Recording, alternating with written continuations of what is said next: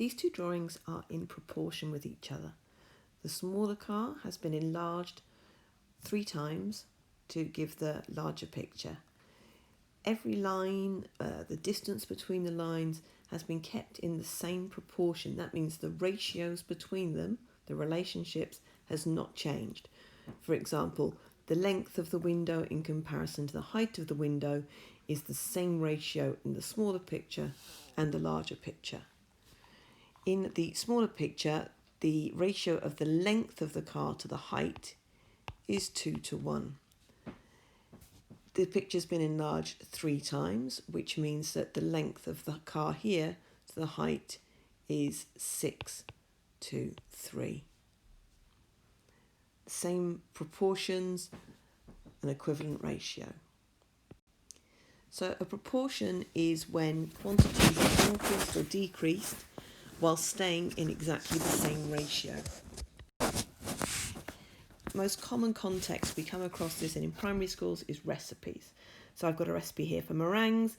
To make 9 large meringues, you need 3 egg whites and 60 grams of caster sugar. If we want to make more meringues or less meringues, we need to scale the recipe up or down. But to make sure the recipe still works, we need to keep the ingredients in the same proportions. So I want to make 12 meringues. How many egg whites do I need? The model here on the right, the 4 square, is one of the most useful models you can come across. So I've got my 2 columns labelled meringues and eggs, and you can see I've written for 9 meringues I need 3 egg whites, and then for 12 meringues I don't know how many egg whites. That's what I'm going to find out. So there are 3 ways I can do this. The first way is to use the linear relationship. That is how the number of meringues is transformed into the number of egg whites. So I can see here that 9 divided by 3 will give me 3 egg whites. So the linear relationship here is to divide by 3.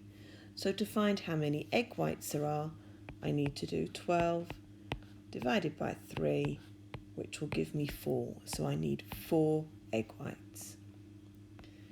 The second method I can use is to use the functional relationship, which is basically scaling up or down. Generally, you go for whichever one has got the numbers easiest to work with. So to go from 9 to 12, I would have to do 9 divided by 3 and then multiplied by 4. Or we could write that as 9 multiplied by 4/3. And that would give us 12.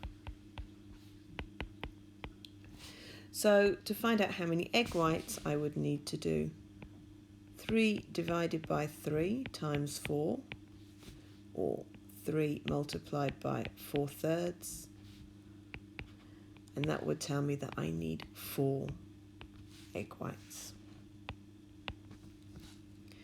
Cross multiplying is a fail-safe method. This will work no matter how agreeable the numbers are to finding an easy relationship. And the way cross multiplying works, it's called solving the proportion, and you multiply the 2 numbers which you have diagonal to each other and you divide by the 3rd number. So I would do 12 multiplied by 3 and then I would divide that answer by 9. Well, 12 multiplied by 3 is 36, divided by 9 is 4 egg whites. I just want to explain to you why and how the cross multiplying works.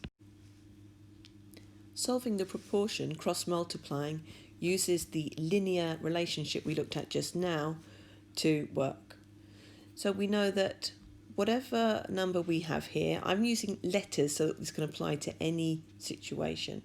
So if I've got the variable here a, I know that this a has been multiplied by something, which will tell me this number here. So I'm going to say a has been multiplied by x. Now I know, because of the linear relationship, that whatever a has been multiplied by, b has to be multiplied by the same, which means this square becomes b multiplied by x. When I cross multiply and then divide by the 3rd number, the same thing's going to happen every time. So I'm going to end up with a times b times x, and I'm either going to divide that in this case by b, which will leave me with ax, or if I was looking for the other number, I would be dividing by ax, and that would leave me with b. Going this way around, I'm still going to end up with abx, and then I will either divide it by a to get bx, or I will divide it by bx to get a. Let's use the numbers from the recipe question to check how this works, or check it works. So I'm going to start off by multiplying 9 times 4, which I'm going to divide by 3. 9 times 4 is 36, divided by 3 equals 12. Or I could do 9 times 4 and divide it by 12, and that will equal 3. Using the other diagonal, I could do 12 multiplied by 3 and divide it by 9, which will give me 4, and 12 multiplied by 3 divided by 4, which will give me 9. So you've probably noticed by now that we end up with the same number at the top each time. So we've always ended up with 36 as the multiplier, and then we have just got a different divisor. So the reason we've got the same is because, as we looked at in the previous slide, the answer to the multiplication will always be a multiplied by b multiplied by x. So how does this relate to equivalent fractions and simplifying fractions?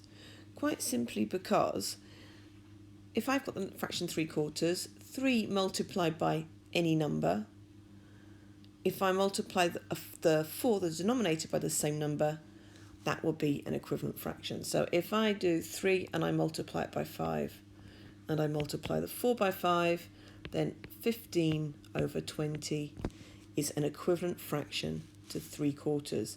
They have the same ratio, they are in the same proportion, they're in proportion to each other. To simplify a fraction, it means I want to divide both the numerator and denominator by the highest common factor to put the fraction into its lowest terms.